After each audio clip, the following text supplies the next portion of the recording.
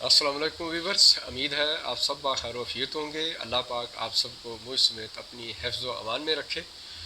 سامعین کرام، آج بات کریں گے ایک انتہائی سینسٹیو ایشو پر، اور آج کی جو ٹاپک کی مین سرخی ہے وہ ہے جی A J K status and 15th amendment in article 1974۔ تو سامعین محترم، آپ نے اس سے قبل ایک ویلاگ میرا دیکھا ہوگا جس میں میں نے صرف یہ ذکر کیا تھا کہ 15ویں ترمیم کیا ہے۔ اس سے زیادہ ہم نے اس لیے اس کے اوپر بات نہیں کی تھی کہ اس کی اتھینٹسٹی واضح نہیں تھی کہ یہ ڈاکومنٹ کہاں سے آیا ہے۔ یہاں تک تو علم تھا، لیکن یہ کس حد تک حقیقت پر مبنی ہے۔ تو سامعین محترم، پرسوں باقاعدہ طور پر اسمبلی میں یہ بل پیش کیا گیا ہے، اس کی منظوری کے لیے بات کی گئی ہے، اور آپ یہ ویڈیو دیکھ سکتے ہیں۔ آزاد کشمیر کی قومی اسمبلی میں 15ویں آئینی ترمیمی بل پیش کرنے کی تحریک منظور کر لی گئی۔ اسپیکر قومی اسمبلی آزاد کشمیر کی جانب سے سوال کیا گیا کہ جو افراد 15ویں آئینی ترمیمی بل پیش کرنے کے حق میں ہیں وہ حق ہیں، جس پر اکثریت ممبران اسمبلی کا جواب ہاں میں تھا۔ جو اس 15ویں ترمیم کے حق میں ہے وہ ہاں کے اتفاق رہے تھے، ایوان میں پیش کرنے کی تحریک منظور ہوئی تھی۔ تازہ ترین اطلاعات کے مطابق آزاد کشمیر کی قومی اسمبلی میں 15ویں آئینی ترمیم خاموشی کے ساتھ پیش کر کے منظور کر لیا جائے گا۔ تو جی سامعین محترم، آپ نے ویڈیو ملاحظہ فرمائی، آپ کو اب یقین ہو گیا ہوگا کہ یہ جو قدم اٹھایا جا رہا ہے اس کی اتھینٹسٹی اب واضح ہو چکی ہے۔ ہم تو پہلے یہ سوچ رہے تھے کہ شاید یہ ہماری نبض چیک کرنے کی کوشش ہے، لیکن ایسا نہیں ہے، یہ حقیقت میں کام ہونے جا رہا ہے۔ تو ہم اب اس کے اوپر بات کھل کر سکتے ہیں کہ اس کے مضر اثرات کیا مرتب ہوں گے۔ تو سب سے پہلے بات کرتے ہیں کہ اس میں جو بات کہی گئی ہے کہ لفظ ریاست اور اقوام متحدہ کو حذف کر دیا جائے گا۔ ریاست، اگر لفظ ریاست کو ختم کر دیا جائے گا تو اس اقدام کے بعد، یعنی اس کے بعد آپ دیکھیں کہ پھر باقی بچتا کیا ہے۔ یعنی دوسرے لفظوں میں آزاد کشمیر، مقبوضہ کشمیر یا تمام کشمیر جو ایک ریاست کے نام سے جانی جاتی ہے، جو ایک آزاد ریاست تھی مارز وجود میں پاکستان کے آنے سے قبل بھی، اس کے اس تشخص کو، ریاستی تشخص کو ختم کر دیا جائے گا، کر دیا گیا ہے، جو اس 15ویں ترمیم میں ذکر ہے۔ تو آپ سمجھیے کہ آپ کی پہچان ختم کر دی گئی۔ پھر ایک اور لفظ استعمال ہوا کہ اقوام متحدہ کا لفظ بھی حذف کر دیا جائے گا۔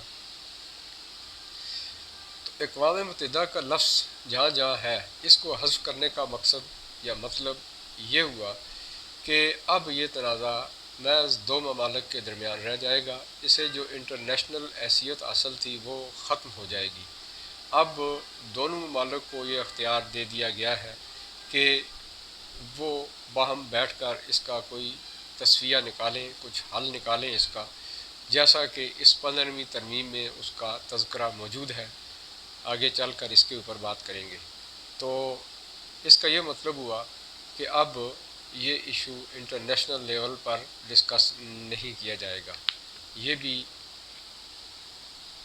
اس کے مضر اثرات میں شامل ہے، جس کے جو کانسیکوینسز سامنے آئیں گے وہ انتہائی ڈینجرس قسم کے ہیں۔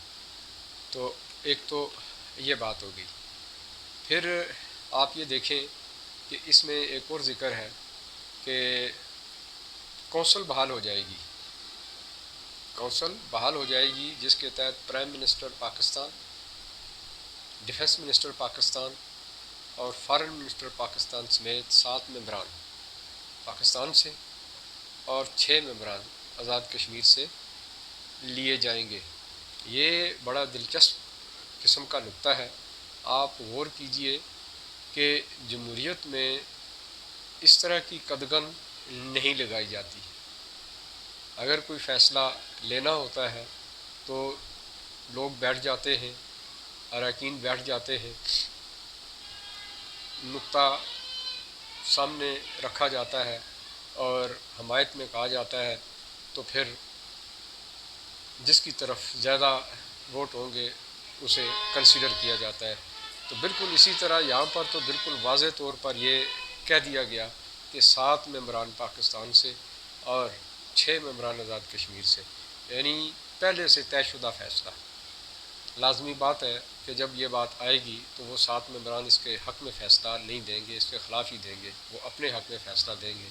تو یہ کہنا کہ یہ پری پلان فیصلہ اپنے حق میں کرنے کی یہ شک ہے.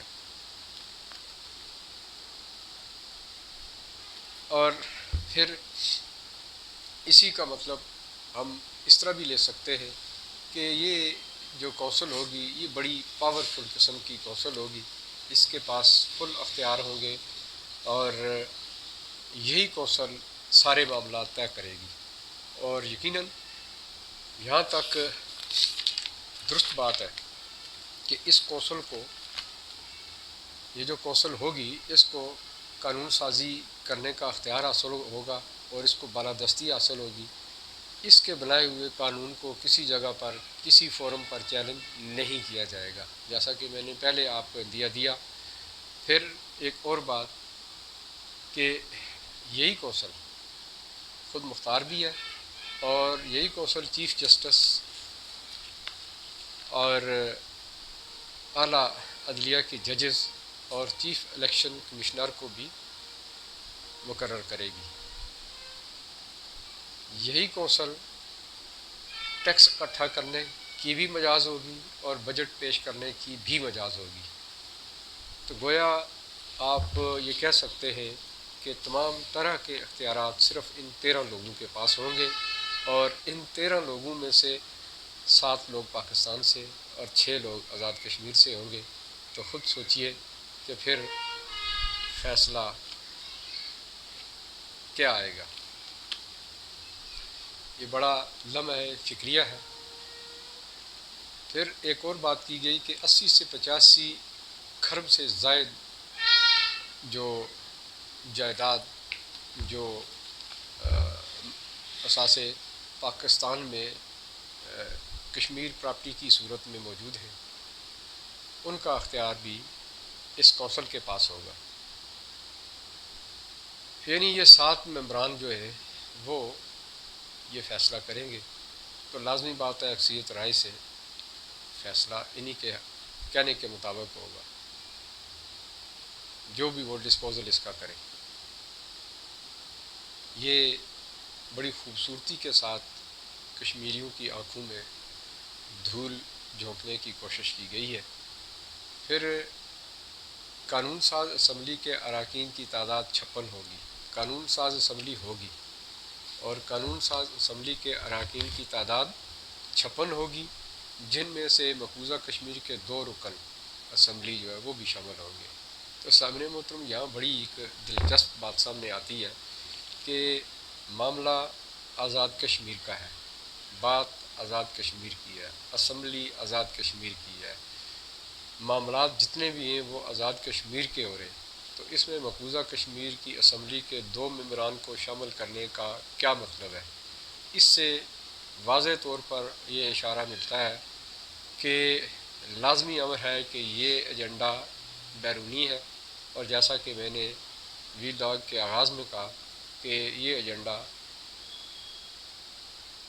امریکن ایجنڈا ہے اور وہاں اس کی اپروول ہو چکی ہے، اور اب صرف یہاں پر ضابطے کی کارروائی کی جا رہی ہے. وگرنہ ایک انڈیپینڈنٹ ملک کسی دوسرے ملک کو کس طریقے سے یہ اختیار دیتا ہے کہ بھائی آپ ہمارے ڈسپیوٹڈ ایریا سے بھی 2 بندے رکھ لیں، جبکہ بھارت کا یہ واضح طور پر اعلان ہے کہ کشمیر ہمارا اٹوٹ انگ ہے. آپ خود سوچئے کہ یہ کیا ہونے جا رہا ہے. یہ صرف دال میں کالا نہیں بلکہ ساری دال ہی کالی ہے۔ تو سامنے محترم یہ کچھ آپ کے سامنے اس وقت حقیقت آ رہی ہے۔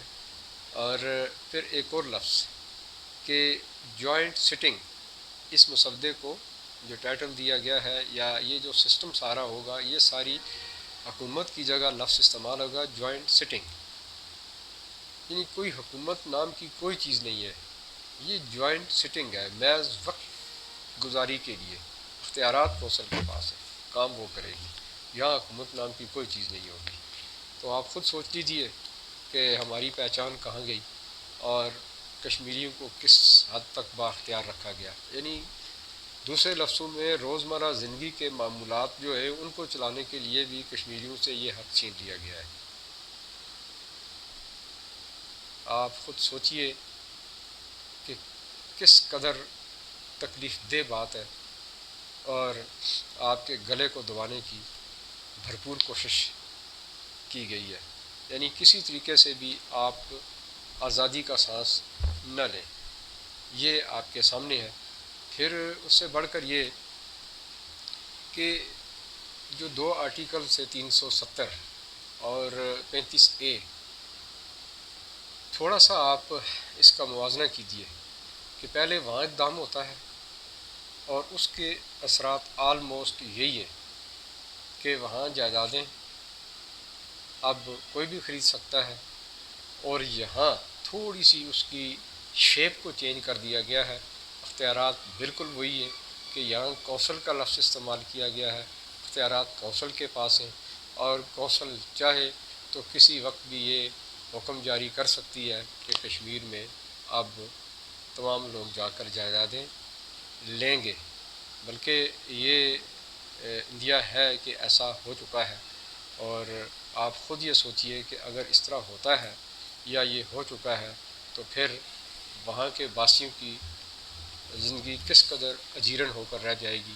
آپ کا ثقافتی جو ورثہ ہے وہ تباہ و برباد ہو کے رہ جائے گا، یعنی آپ کی کلچرل ویلیوز ختم کر دی جائیں گی، آپ کے باہم رشتے کے جو معاملات ہیں وہ بالکل معدوم ہو کر رہ جائیں گے، آپ ایک کالونیل سٹیٹ کی شکل اختیار کر لیں گے۔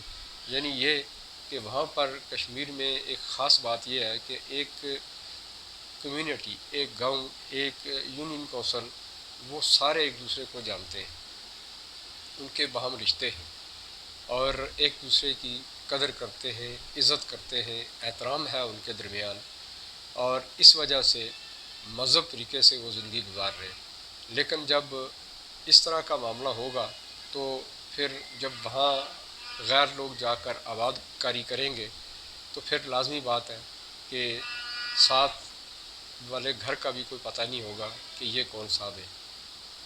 تو پھر آپ یہ دیکھیے کہ وہ کلچر کیا لے کر آئے گا، آپ کی تہذیب کہاں ہوگی، اور آپ کا لیونگ سٹینڈرڈ کہاں پر کھڑا ہوگا۔ یعنی آپ یہ دیکھیں کہ کشمیریوں کے خلاف یہ گھیرا اس قدر تنگ کیا جا رہا ہے کہ نہ صرف آپ سے آپ کی اسٹیٹ، ریاست، اس کو چھینا جا رہا ہے، بلکہ آپ کا عرصہ حیات وہ اس قدر تنگ کیا جا رہا ہے کہ آپ اپنی مرضی سے اپنی رشتہ داروں سے کسی طرح کا کوئی تعامل آپ نہیں کر سکیں گے، اور ان کے درمیان کچھ دوسرے لوگ بیچ میں حائل ہو جائیں گے، تو لازمی بات ہے کہ آپ کا سارا سسٹم تباہ و برباد تہس نہس کر کے رکھ دیا جائے گا۔ تو سامنے محترم یہ کچھ اس کے مضر قسم کے جو اثرات ہیں وہ سامنے آئیں گے۔ پھر ایک اور بات کہ آرٹیکل 2 کی ڈیفینیشن کلاز میں حکومت کی جگہ لفظ جوائنٹ سٹنگ کی اصطلاح استعمال ہوگی، جس طرح کہ میں نے پہلے کہا، بالکل یہی بات کہ آپ کی ریاست کا جو تصور ہے وہ ختم کر دیا جائے گا، حکومت نام کی کوئی چیز نہیں رہے گی، اور آپ صرف جوائنٹ سٹنگ کے تحت سسٹم کو چلائیں گے۔ یہ واضح طور پر کشمیر سٹیٹس کو تباہ و برباد کرنے کا، اسے سرے سے ہی ختم کرنے کا یہ پیغام ہے، اور یہ مسودہ ہے، اور یہ اقدام ہے۔ تو سامعین محترم، اب اس کے اوپر باقاعدہ طور پر احتجاج بھی شروع ہو چکے ہیں. ہم سب یہ دیکھ رہے ہیں کہ اس وقت کیا سچویشن سامنے ہے. آپ یہ دیکھیں کہ یہ کس طریقے سے سارا کام کیا جا رہا ہے، کس پلاننگ کے تحت کیا جا رہا ہے کہ یہاں کوئی بھی خواہ وہ حمایتی ہے یا غیر حمایتی ہے، پارٹی وائز کوئی شخص بول نہیں رہا، ماسوائے 2-3 جماعتوں کے، جماعت اسلامی ہے اور 2 جماعتیں اور ہیں، باقی سارے کے سارے اس میں شامل ہیں. تو یہاں سے یہ اندیا سامنے آتا ہے کہ یہ کسی طاقتور ہستی کا کام ہے جس کے سامنے سارے سرنگوں ہیں. آپ یہ دیکھیے کہ باقاعدہ اسے مسودے کا نام دیا گیا ہے، اسے